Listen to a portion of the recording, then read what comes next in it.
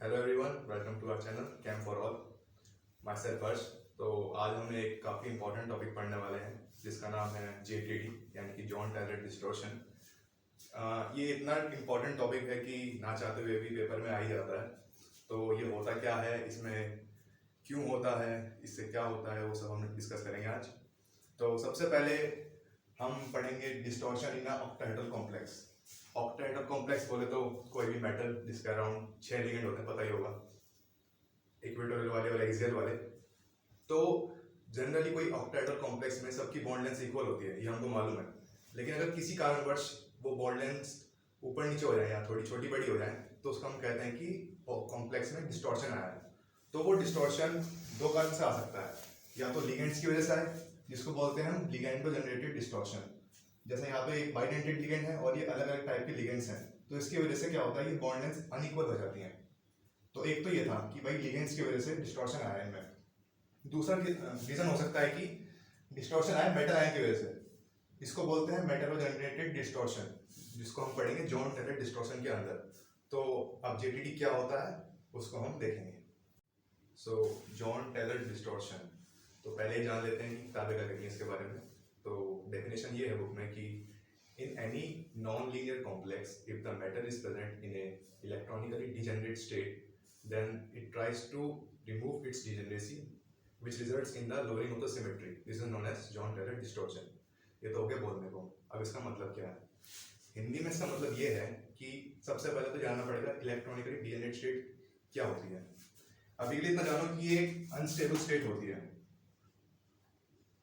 Unstable state यानी metal अगर electronically degenerate state में है तो वो अनस्टेबल है। अब हमको कैसे मालूम होगा कि, तो इलेक्ट्रॉनिकली डिजेनरेट स्टेट ये समझो कि एक अनस्टेबल स्टेट है। अब हम मालूम कैसा होगा कि ये इलेक्ट्रॉनिकली डिजेनरेट स्टेट है या नहीं है? तो अगर डब्बों में इलेक्ट्रॉन्स अनसिमेट्रिकली फिल्ड हैं, डब्बे बोले तो ऑर्बिटल्स, अगर इलेक्ट्रॉन्स अनसिमेट्रिकली फिल्ड है तो हम कहेंगे वो जो मेटल है वो इलेक्ट्रॉनिकली डिजेनरेट स्टेट में है और वो अनस्टेबल है। फॉर एग्जाम्पल ये 5 हैं ऑर्बिटल्स डी के, ऑक्टाहेड्रल फील्ड की बात कर रहे हैं, तो ये हो गए T2G और ये वाले हो गए TG। तो फॉर एग्जाम्पल मैंने केस लिया है D1 का, तो एक इलेक्ट्रॉन यहाँ गया फिर वो यहाँ पर आ गया, तो ये अनसिमेट्रिकली फिल्ड है। तो यानी हम कहेंगे कि ये एक अनस्टेबल स्टेट है, तो इसमें जॉन टैलेंट डिस्टॉर्शन होगा। अब अगर मैं केस लूं D3 का फॉर एग्जांपल, तो उसमें 3 भर दिए तो 3 ऐसे भरे जाएंगे, तो ये सिमेट्रिकल है, तो यानी कि D3 के लिए JTD नहीं होता। फॉर हाई स्पिन का, तो उसमें हमने इलेक्ट्रॉन्स ऐसे भर दिए, 3 नीचे 1 ऊपर। अब यहाँ पे ये अनसिमेट्रिकली फिल है, तो JTD क्या करेगा, JTD की वजह से ये जो 2 ऑर्बिटल्स हैं ये भी फर्दर स्प्लिट हो जाएंगे ऊपर नीचे। तो अब ये एक डब्बे में 1 इलेक्ट्रॉन है, तो अभी सिमेट्रिकली फिल्ड है, यानी कि अब जो इलेक्ट्रॉन डिजेनरेट स्टेट थी वो नहीं रही। तो इस तरीके से JTD हुआ और इलेक्ट्रॉन की डिजेनरेसी रिमूव हो गई। अब ये सोच सकते हैं कि अब ये इलेक्ट्रॉन कौन से वाले ऑर्बिटल में गया है, Z² वाले में या X² Y² वाले में। तो वो हम अब आगे 2 केस पढ़ेंगे कि अलग अलग इलेक्ट्रॉन के ऊपर या नीचे जाने से अलग अलग टाइप्स के डिस्टॉर्शन होते हैं, Z out या Z in। तो अब हम डिस्कस करेंगे उन्हें। तो पहला केस पढ़ेंगे जिसमें एसिमेट्री जो आई है वो आई है EG की वजह से। तो हम ये मानते हैं कि जो एक इलेक्ट्रॉन गया है वो गया है DZ² वाले ऑर्बिटल में। तो अब होगा क्या, लिगेंड तो हर डायरेक्शन से आ रहे हैं, पर Z² वाले ऑर्बिटल में क्या है, इलेक्ट्रॉन डेंसिटी। तो उसकी वजह से क्या होगा, अब जो मेटल है वो इन लिगेंड्स पे Z इफेक्टिव कम लगाएगा, क्योंकि अब Z वाले डायरेक्शन में इलेक्ट्रॉन डेंसिटी मौजूद है, जिसकी वजह से Z इफेक्टिव कम लगेगा। तो ये हो जाएंगे दूर दूर, कौन, जो Z डायरेक्शन में लिगेंड्स आ रहे हैं।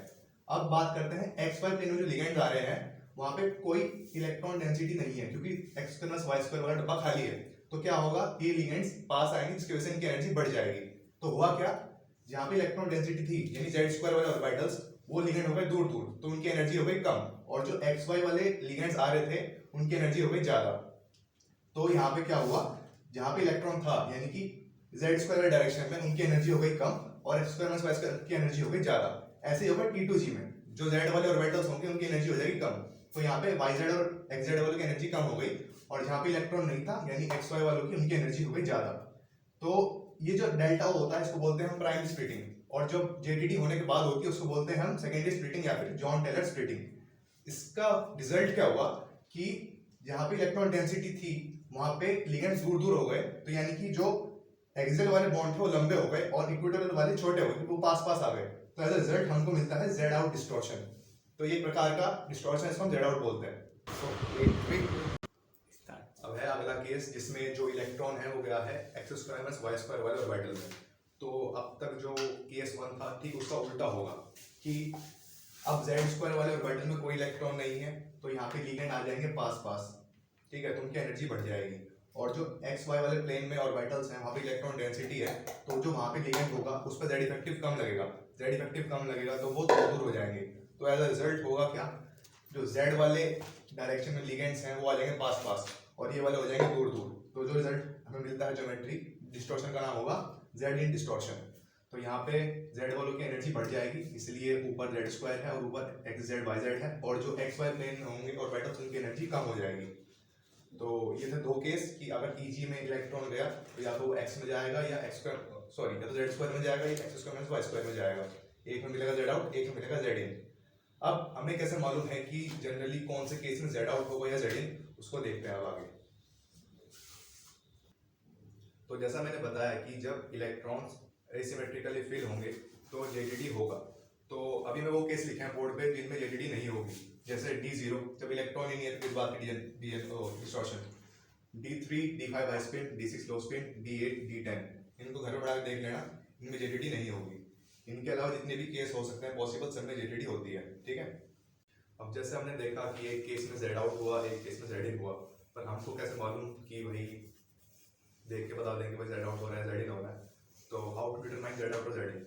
तो सबसे पहले ये केस ले रहा हूँ मैं कि जो जेडीडी हो रही है वो ईजी में एसिमेट्री की वजह से हो रही है, कि अगर इलेक्ट्रॉन ईजी में इलेक्ट्रॉन डिजेनरेट है यानी जो जेडीडी हो रहा है ईजी की वजह से हो रहा है, तब क्या होगा।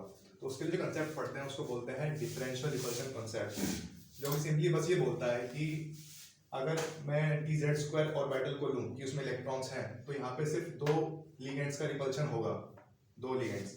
लेकिन अगर इलेक्ट्रॉन्स मालूम है x square minus y square में है तो वहाँ पे 4 लिगेंड्स का रिपल्शन लगेगा। तो सीधी सी बात है, एक जगह 2 टक्कर लग रही है, जगह 4 टक्कर मार रहे हैं, तो फिर क्या प्रीफर करोगे, जहाँ पे लेस रिपल्शन लगे। तो यानी कि जब भी ईजी में जाके एसिमेट्री आती है तो ये वाला सीन प्रीफर होता है, यानी कि जेड आउट वाला। So whenever there is asymmetry in the EG orbital, Z out distortion occurs. अब अगला केस पढ़ेंगे हम कि अगर JDD हो रहा है वो T2G में एसिमेट्री की वजह से हो रहा है, तब कैसे डिटरमाइन करेंगे कि जो Z out होगा या Z in होगा। तो केस लेते हैं, पहला केस लेते हैं D2 का कि 2 इलेक्ट्रॉन है T2G में, ठीक है, ऐसा भर दिए 1 2। अब मैं केस ले रहा हूँ कि यहाँ पे Z out होने के Z out होगा, मतलब यहाँ पे ऐसा क्यों है।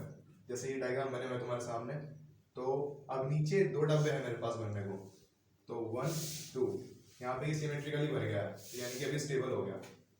अगर मैं यहाँ पे करता यानी अगर मैं T2 को यहाँ पे भरूँ, एक इलेक्ट्रॉन यहाँ पे जाएगा, एक इलेक्ट्रॉन यहाँ पे जाएगा, ये दोनों सिमेट्रिकल हो जाएंगे, इसलिए Z इन प्रीफर नहीं होती T2 में। अब केस लेते हैं D1 का, यहाँ पे मैं एक इलेक्ट्रॉन भरूंगा तो नीचे एक आएगा, एक में एक भरा हुआ यानी कि सिमेट्रिकल है। तो बेसिकली डायग्राम्स बना के देखे हमने T2G के केस में, और ये देखा कि अगर D2 है तो वो Z आउट प्रीफर करेगा और अगर D1 है तो वो Z इन प्रीफर करेगा। तो नॉर्मली अगर हमारी जो JDD है वो EG की वजह से आ रही है तो वहाँ पे Z आउट ही होता है मोस्ट ऑफ द केसेस में, और अगर T2G में एसिमेट्री आ रही है तो हम केस बना के देखेंगे कि हमारा Z इन भी हो सकता है Z आउट भी हो सकता है। Thank you very much.